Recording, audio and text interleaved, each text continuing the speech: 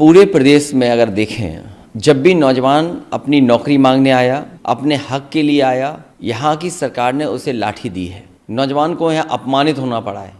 तो दोस्तों, अखिलेश यादव की जो आपने बात सुनी उसको तो हम आगे चल के डिस्कस करेंगे ही, लेकिन उससे पहले ये जो बदलाव आप देख रहे हैं, ये जो पिक्चर क्वालिटी के आप अच्छे दिन देख रहे हैं, ये सिर्फ आप ही की वजह से हो पाया है। आप लोगों के प्यार और दुलार की वजह से आपके भाई ने कैमरा ले लिया है और पिक्चर क्वालिटी सुधर गई है। और ये जो अच्छे दिन हैं, ये किसी और की वजह से नहीं, सिर्फ आप ही की वजह से आए हैं। तो आप सभी लोगों का बहुत बहुत धन्यवाद। और दोस्तों, एक बात और, ये जो नेता घड़ी घड़ी पार्टी बदल रहे हैं ना, इनको मेरी एक छोटी सी सलाह है कि भैया पार्टी बदलने से पहले एक बार अपना ट्विटर अकाउंट जरूर चेक कर लिया करो, फिर बाद में तुम्हारी घनी फजीहत होती है। मतलब आरपीएन सिंह ने जैसे ही कांग्रेस छोड़ी और भाजपा में गए, उनका एक ट्वीट मुझे रातों रात सपनों में आने लगा, मतलब आंखों के सामने आने लगा। जरा आप भी देखिए। First Sadhvi Niranjan Jyoti, now Giriraj Singh, Modi's ministers are national shame. Seriously national shame? आप उसी पार्टी में चले गए हैं जिसके मंत्रियों को आप राष्ट्रीय शर्म बोल रहे हैं। हद है। और ये आरपीएन सिंह के भाजपा में जाने से सबसे ज्यादा खुशी गुल्लू को क्यों हो रही है? लेकिन एक आप निष्पक्ष पत्रकार हैं जी, और देश के उन पत्रकारों में गिनती होती है जो ईमानदार पत्रकार हैं जी। मतलब उसका ट्वीट देख के अलग ही समझ में आ रहा है कि भाई साहब के मन में लड्डू नहीं, लड्डू अल्ट्रा प्रो मैक्स फूट रहा है। मतलब मेहनत चेक करिए आप गुल्लू की। ऐसे 4 नेताओं की पहले तो उसने फोटो ढूंढी जिसमें 3 पार्टी छोड़ चुके हैं और एक जो है वो छोड़ने के कगार पर है या नहीं है, वो तो वक्त बताएगा। और ऊपर लिखा है 1 बज गए लेकिन पार्टी अभी बाकी है। वाह, मतलब इनकी जो दलाली है वो सर चढ़ के बोलती है। जब भाजपा में नेता जाएं तो ये ट्वीट करते हैं बिगेस्ट स्टोरी, यूपी का खेला, जिन्नावाद से तमंचावाद तक यूपी में खेला हुई। और जब भाजपा से नेता पार्टी छोड़ के जाते हैं तो ये ट्वीट करते हैं दल बदलू। बिगेस्ट स्टोरी, इलेक्शन 22, अब की बार दल बदलू करेंगे बेड़ा पार। दल बदल या सियासी छल, ये हटा यार, ये नहीं देखना। तो दोस्तों, कल था 26 जनवरी। वैसे मैंने कम्युनिटी पर फोटो डाल दी थी, लेकिन फिर भी एक बार फिर आप सभी लोगों को गणतंत्र दिवस की 73वें गणतंत्र दिवस की हार्दिक शुभकामनाएं। तो 26 जनवरी के दिन तस्वीरें तो आनी चाहिए थी युवाओं के सम्मान की, लेकिन ये कैसे सम्मान है?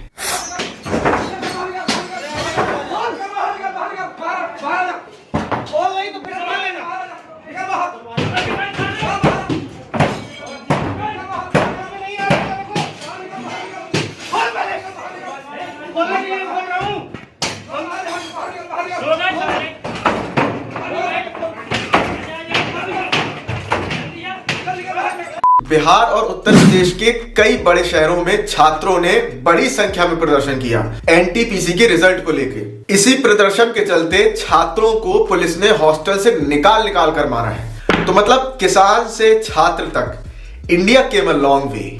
छात्रों की हुई इसी पिटाई पर केशव प्रसाद मौर्य ने ट्वीट किया छात्रों के पिट जाने के बाद। याद आ गया होगा कि चुनाव भी तो आ ही रहे हैं ना, तो सब कुछ साधना तो जरूरी है। और ये जो रेलवे के फॉर्म भरते हैं लड़की, ये तो बड़ी संख्या में भरते हैं, करोड़ों की संख्या में, तो इन्हें कैसे भूला जा सकता है? हालांकि छात्रों द्वारा की गई किसी भी तरह की हिंसा का हम समर्थन नहीं करते, वो नहीं होना चाहिए, लेकिन फिर आप उनको ये सब करने का मौका भी क्यों दे रहे हैं? खैर, केशव प्रसाद मौर्य लिख रहे हैं, प्रयागराज में छात्रों के साथ घटना दुर्भाग्यपूर्ण है, दोषी पुलिस कर्मियों पर कार्रवाई होगी। छात्रों से संयम की अपील की है, विपक्ष छात्रों के मामले में राजनीति ना करे। जिन लोगों ने छात्रों की आड़ लेकर उपद्रव किया है, जांच कर उनके खिलाफ कार्रवाई होगी। वैसे आखिरी लाइन कुछ सुनी सुनाई नहीं लग रही?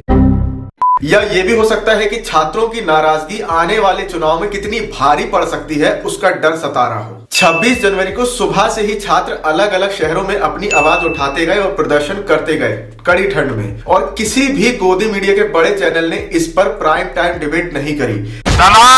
प्राइम टाइम डिबेट तो छोड़िए, एक ट्वीट तक नहीं किया।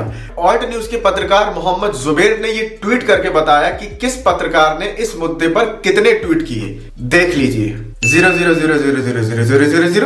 वाह क्या सीन है, वाह क्या सीन है। सुशांत सिन्हा ने इस मुद्दे पर एक ट्वीट किया, वो भी सिर्फ उन्होंने जानकारी दी है कि छात्रों के इतने विरोध के बाद रेलवे ने उस परीक्षा को सस्पेंड कर दिया है। सिर्फ छात्रों की आवाज नहीं उठाई है उन्होंने कि सरकार गलत कर रही है या छात्र गलत कर रहे हैं, कुछ भी नहीं, सिर्फ एक ट्वीट जानकारी का दिया है। खैर, गोदी मीडिया से तो आप क्या ही उम्मीद करेंगे, आपको जो करना है वो खुद ही करना पड़ेगा।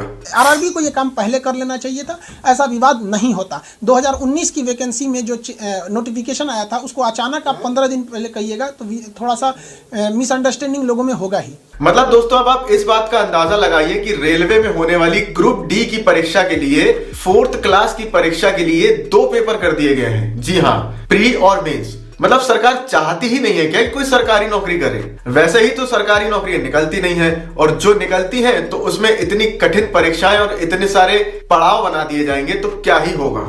रेलवे ने एक नोटिफिकेशन जारी किया जिसमें सारे लड़के खुश हो गए कि शायद मेरी मांग को सुन लिया गया, लेकिन उस नोटिफिकेशन में था कि जो 1.5 करोड़ लड़के हैं जो ग्रुप डी का फॉर्म भरे हैं, अब उनसे मेंस का एग्जाम लिया जाएगा। बताइए, 2019 में हम फॉर्म भरा है, फरवरी में एग्जाम है, 15 दिन पहले कहिएगा कि आपसे मेंस का एग्जाम लिया जाएगा। जो 1.5 करोड़ लड़के घर में बैठे थे वो अनऑर्गेनाइज तरीके से बिना किसी प्लान से सीधे चले आए, जिस वजह से ये जो भी जो घटनाएं हुई हैं वो है, ये घटनाएं कहीं से भी सही नहीं है। और छात्रों के इसी आंदोलन को देखते हुए महान भारतीय रेल ने एक फरमान निकाला कि अगर छात्र इसी तरह से आंदोलन करते रहे और किसी भी तरह की रेलवे की प्रॉपर्टी को नुकसान पहुंचाया तो उनको जिंदगी भर रेलवे की नौकरी नहीं मिलेगी।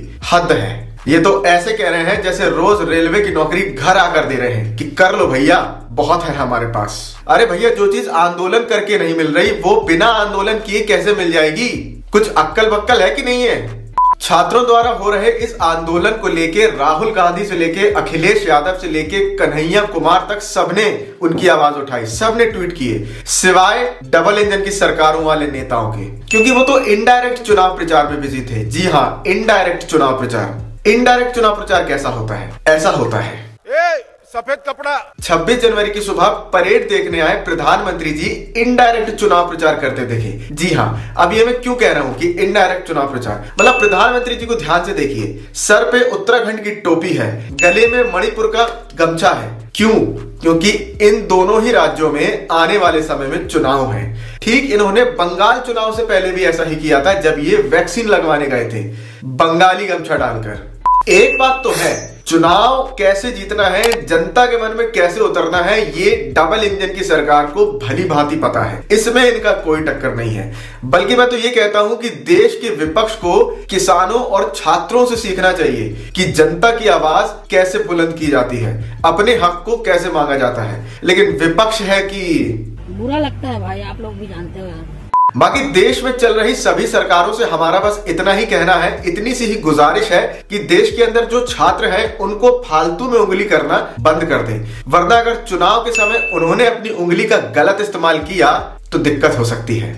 बाकी दोस्तों, एक बार फिर आप सभी लोगों का बहुत बहुत धन्यवाद। इसी तरीके से हमें प्यार देते रहिए और हम आपको जबरदस्त कंटेंट आपके मतलब का देते रहेंगे, आपकी आवाज उठाते रहेंगे, जो आपको गोदी मीडिया पे कभी नहीं उठने मिलेगी, जो गोदी मीडिया कभी नहीं उठाएगा, क्योंकि हम तो वही चाहते हैं ना, आप जानते ही हैं, आप आगे बढ़े, देश आगे बढ़े। जय हिंद, जय भारत। वीडियो पसंद आई हो तो वीडियो को लाइक करें, शेयर करें और चैनल को सब्सक्राइब जरूर कर लें। तो ऐसे सवालों को करने के लिए देखिए, एक तो बेसिक ट्रिक है, एक तो लाइक और शेयर ठोक दीजिए, महाकाल का लाइक और शेयर ठोक दीजिए। पूरा साल मेहनत करता हूं आपके लिए बेटा, ऐसा नहीं चलेगा, ऐसा नहीं चलेगा।